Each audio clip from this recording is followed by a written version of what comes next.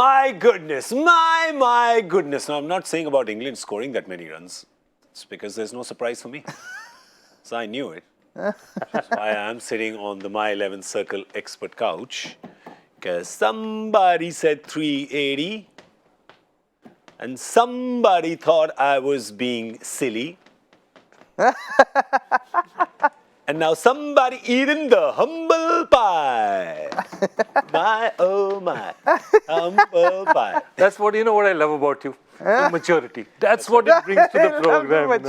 Humility, humility, maturity. Success. Nobody likes to show off. That's what this program is. Yeah. But I shall, because, the problem was that there was, you cast aspersions on my integrity.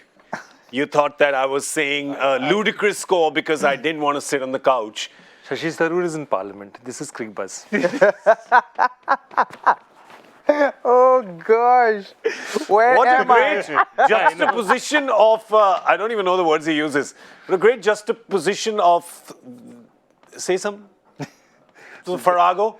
This is juxtaposition of the underlying elements of the Farrago hypothesis that he had promulgated under the circumstances. Oh my gosh. I now know what a brain sprain feels like. I have one coming on right now. It's like, if you just cut to my close-up, you'll see exactly what's happening to me right now.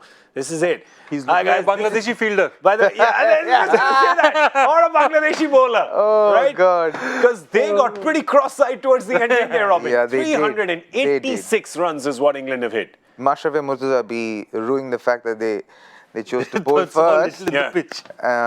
But yeah, as in, maybe he felt that there was something in the wicket to give the bowlers, but I thought they were overtly dependent on Shakib, and that didn't work out. It didn't come off today, and once the opening batsmen, the English opening batsmen gave the Bangladesh opening bowlers five overs, you knew that they were in for a big score. That's right, a century stand for the openers, of course, Roy and Bairstow. Roy then going on to get 150 himself, and then look at those partnerships, and you get a couple of those. You get a 128-run opening partnership, you're set up. Then Roy and Root, Butler and Morgan. Bob's your uncle. I feel so bad for them because, Bangladesh, they've got some wickets. They've got Morgan out. They've got Butler out. They come back. And then Plunkett comes and hammers them. Yeah. It's not fair. Life is not fair. You're not supposed... Butler hits you, Morgan hits you, Bairstow hits you. I'll accept it. Yeah, ho jata hai, Jason Roy maarta hai. Plunkett aakar maarkar chala gaya, yaar. Mazak ho raha hai mere saath. 45 runs in the last, a ball less than 3 overs. 45 runs is what these guys get. Yeah. That really... Robbie, there are some fielding efforts which, destroy your bowling analysis, and then there are some which just destroy your morale. This is the latter. Yes, this was definitely the latter. I thought the fielding in the end let them down pretty badly. And Plunkett's is not a mutt with the bat. He can really bat. Yeah. He actually started his, I think, international career as a batsman who could bowl, and then worked on his bowling so much that he became a bowler who can bat. Yeah. He came out there and showed his prowess with the bat today, and I thought who's that? Tell us. Let us help you. Yes, Chris Woxey. I thought Woxey will be the one who gets going with the bat, but Liam Plunkett stole the show in the end. Yeah, got into the side today, so a few points to prove. Boy, he did prove them. And for England, well, how they have changed their one-day cricket. Now, remember, this is the team that they played in the 2015 World Cup. They lost to Bangladesh. And that was around when the resurgence started. So for them, bit of a point to prove 4 years later. It's in their mind. Of course, their resurgence has been super successful. How successful? Well, today's innings actually marks their 7th consecutive 300-plus score, right? And now that's the new record, because the previous record was with Australia. They had got 6 in a row back in 2011, was it? 2007. 7-11. 2007 it was. So that record's been around for a while. 12 years, they've broken it. 7 scores of 300 plus. And they're not just 301 or 302. Those are some big ones in there, right? All big numbers. Close to 400 more like. Yeah, this one's the biggest of them all. Looking at the way they're going, it seems like 400, 500, 450. 600, 700. It's like an auction. It's like an art auction. Yeah, it's like an art auction. It's really quite insane what these guys have done, and they've done it today. Really, for Bangladesh, you've got to look at that and say, did they get anything out of these 50 overs? Is there any positive that they would take from this when they analyze this match? No. I think nothing. Shomo Sharkar took a couple of decent catches, But the rest of the fielding, the catching was decent. The fielding let them down. In the end, it got ragged. And I think that's the exact thing. After 40 overs, they just first ground down the field. The early sort of bounce that they had in their step, that wasn't there at all. And see, none of their bowlers, 6.8, you can say Mashrafi Murtaza done comparatively bad. But if your best analysis is 6.7 and your worst is 12, then you're in some sort of trouble. Yeah, and then they don't have someone express as well. I don't think Shaifuddin is someone who's express pace to kind of utilize what grass was there on the wicket. And even when you heard the pitch report, you heard Michael Holding saying that, yeah, they might look like there's grass on this wicket, but it's not going to do very much. Yeah. And he stated that. And he said, if something happens, it's going to be magic. When Michael Holding says to you, nothing much is going to happen on the green surface, then you ought to believe that. But I think they just kind of back themselves a little bit to, kind of make use of those conditions. But, in hindsight, maybe not the best decision for Bangladesh to. Yeah, the other thing, of course, which was not working for England in the previous 2 games, they've only played 2 this World Cup, was their back 10, which is usually very impactful for the England batting, had given them, both games actually had given them only 76 runs for 4 wickets. So that happened in both games. Today they changed that around. Service as per usual, 111 runs came off. That's right, there's a whistle. There's a whistle for that, absolutely. That's a big one. 111, losing 3 wickets, but still not dropping the scoring rate. No, absolutely. And the fact that, they lost key batsmen, set batsmen at a time, Butler, Morgan, all went when they were set. Yeah. Normally that pushes back the scoring rate. So you would have expected them to, 340, 350, 355. Yeah. The way Wokes and, Plunkett just pick it up from there and actually accelerate it was fantastic. And that'll give them a lot of hope. But that should also tell the Bangladeshis that this isn't that difficult to pitch to bat on. Agreed, the England bowlers are far more suited to the surface than their bowlers are, but this is a decent wicket, and that's at least something they can take with them. They've obviously come with scintillating form into this World Cup. Jason Roy in particular has come with scintillating form. In the bilateral series against Pakistan, hit 2 centuries in those 4 games. One was rained out, one was rained out. So 4 games, he had 2 centuries. He's hit this 150 today. And Robin, there was a 200 there, wasn't there? 100%. There was definitely a 200 there.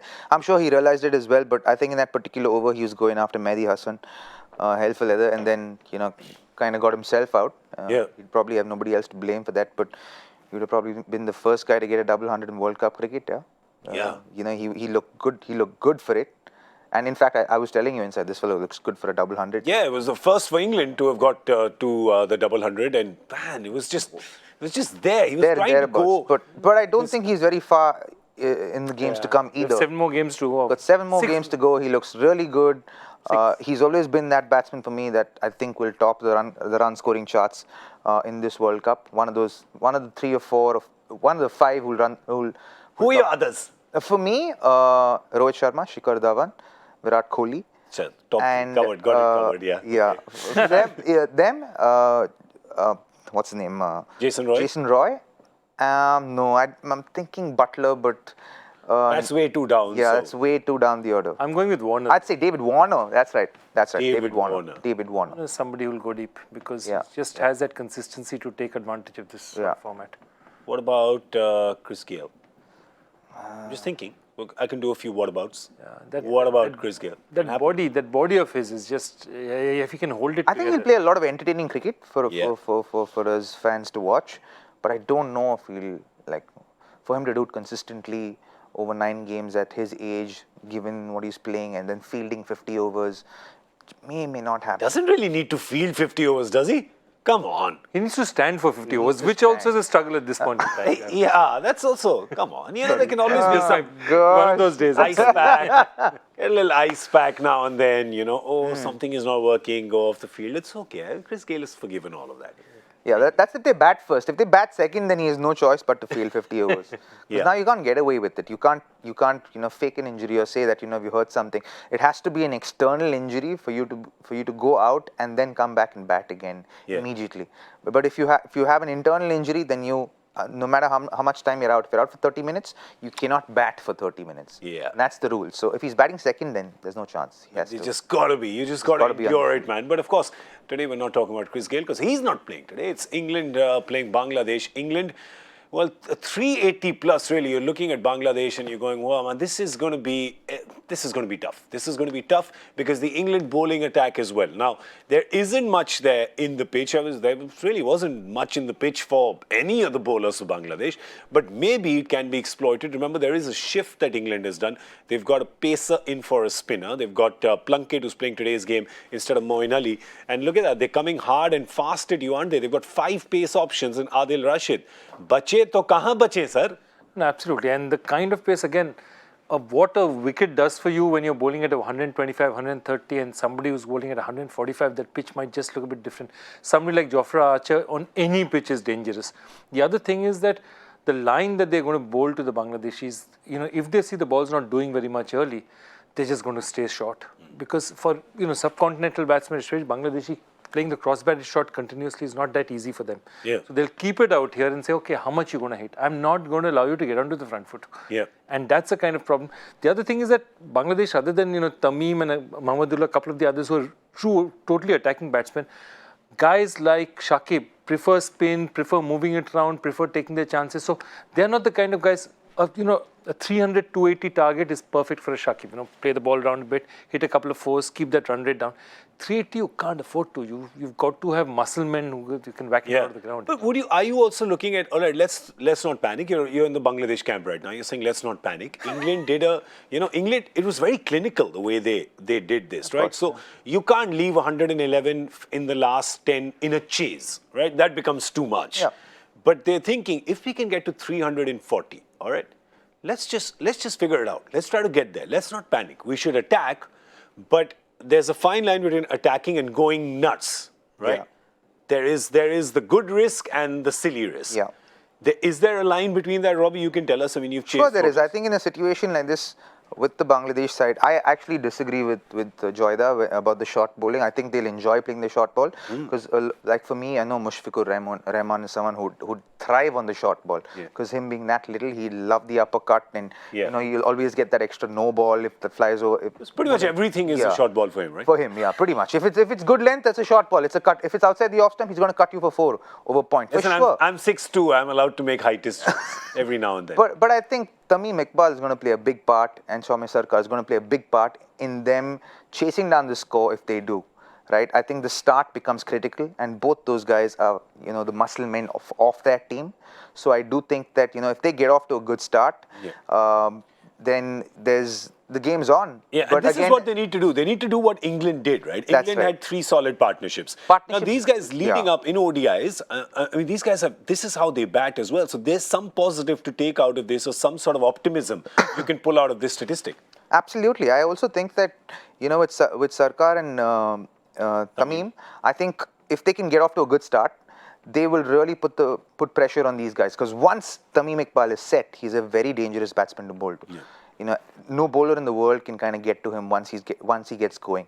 And if he gets into that kind of form today and if he starts striking the ball that way, seems like a good enough wicket to be able to do that.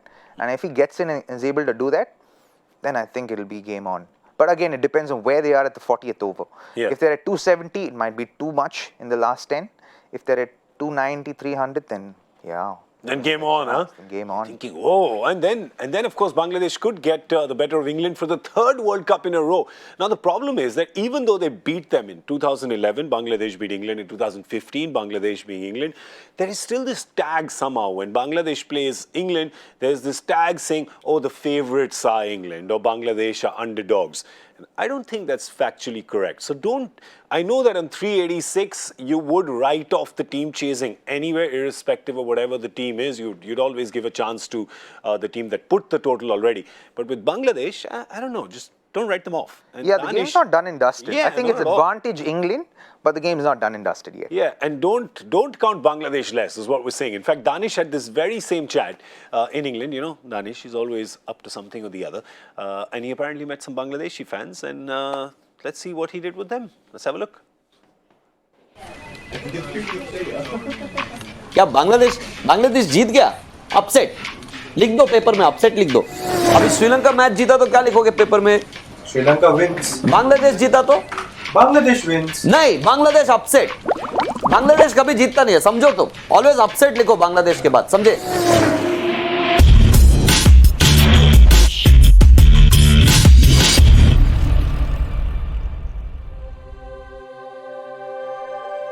Hey guys, my name is Danish and we're here in Brick Lane, and this is a place in London where most of the Bangladeshis reside.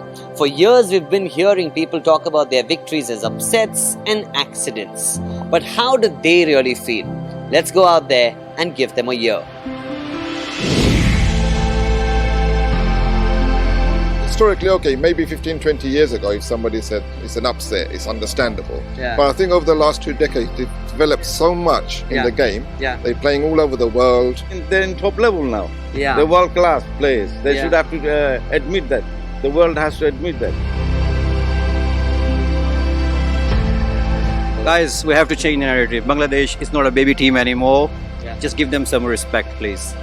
India বলেন, England বলেন, Austria বলেন, New Zealand বলেন, south Africa বলেন, যতটা টিমই আছে ওরা তো হঠাৎ করে স্টার হয় নাই, খেলে খেলে তারপরে হচ্ছে। এক সময় আমাদের টাইগাররা টপ হবে, এইটাই আমাদের প্রত্যাশা। My message is for whole around the world, Yeah. all of this cricket intelligent, Yeah. accept our performance. Say it is a Bangladesh team at this moment is a good position. Bangladesh একদম খেলাইয়া দিচ্ছে, তার capacity দিচ্ছে, তার শক্তি দিয়ে দিচ্ছে। বাংলাদেশে খেলা জানে, বাংলাদেশ কেউ কমজোরি দিয়ে খেলায় না, বাংলাদেশ তার সামর্থ্য দিয়ে খেলায়। I will request them, I will ask them not put those kind of headline what upset players and the fans as well. I think anybody who says that doesn't really watch cricket or follow cricket regularly. Anybody who regularly follows cricket will recognize the fact that Bangladesh has developed over the years and they're getting stronger and stronger.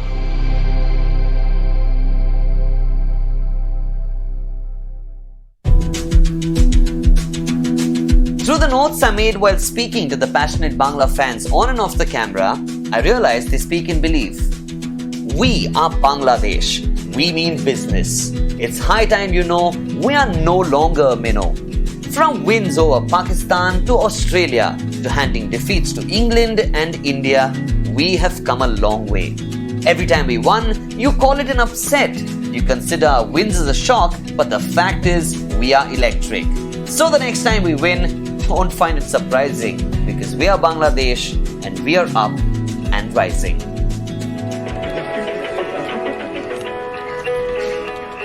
क्या sir बुरा लगा क्या video देख के? Hi,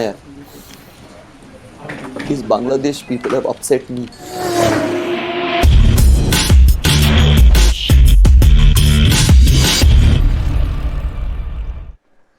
Oh, Danish. Always up to something or the other. But it's good to hear the fans from Brick Lane, especially in London, and we here are also saying the same thing. We're like, no, it's not an upset. Yeah, It's not an upset. Don't count them as minnows. No, they're no longer minnows, no doubt about it. These are not the perfect conditions for them. Subcontinents are better for them, but they're definitely a very different team over the last 10 years. Yeah, but of course, a big score, 386, as we said, is what England has scored. It is their 7th consecutive 300-plus score, and I know why. 300 pitcher में कौन था? Gerald Butler, England का batting में कौन है? Joss Butler. Butler service, sir. Butler service is what gets you to 300. Come on, everyone, say with me, Sparta! See? Sparta! Like that only you have to say. Gaurav, I made some very bad jokes over the last Oh couple of days. gosh. I made it and I admitted I'm sorry. What am I Bad sitting jokes. in between today? And I said I made bad jokes and I apologized. And I said that Gaurav's jokes are better than mine. I lied. Yeah. I You lied. did. I just want you to know that. It has been a tremendous farrago of contradictions of claims that you have made about yourself and me. It's hypothetical. Every time... I just want to say in my defense that I could apologize or I could attack like Joss and Gerard before me. Sparta! They shall never stop. They shall keep coming. That's a good one. That was nice. They shall keep coming. All right, we'll know that the England bowlers, of course, will keep coming at the Bangladesh batsmen. They're attacking bowlers. Here's the thing. We keep talking about England getting those big scores. Their resurgence or their turnaround in white ball cricket over the last 4 years, safe to say, has not just been because their batsmen have been attacking, their bowlers have been attacking as well. They have, yeah. They've been bowling really well as a unit. I think Chris Wokes has been an important cog in that wheel. Yeah. He's done really well for them. Liam Plunkett's also been someone who's performed that role very, very well.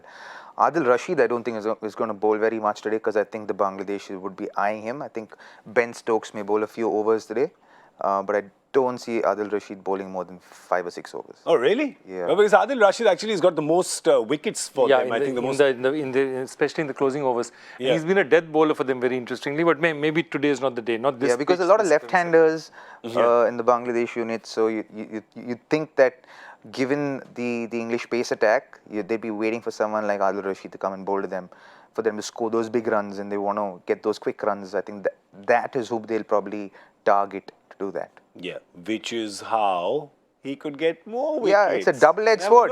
That's a double-edged sword right there. You know, it could go either ways. But that's what if I'm a Bangladesh batsman today, I'll be thinking about, okay, who's the bowler that I can actually target? Yeah. You know, and left-handers, it's like having an off-spinner bowling to a right-hander. Correct. And you feel like, hey, I can take this guy on. Yeah.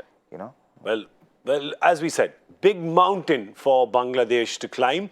Robbie called it, said, of course, England favourites. Don't count Bangladesh out completely right now. But in terms of, if you had to break it up, advantage England. Both of you agree, advantage England. Advantage England. What would it be, 70-30, 80-20? I'd go 80-20. Just because I just think that their bowling attack, Jofra adds that extra pace, that 145, 147, 148. He gets a couple of wickets up front.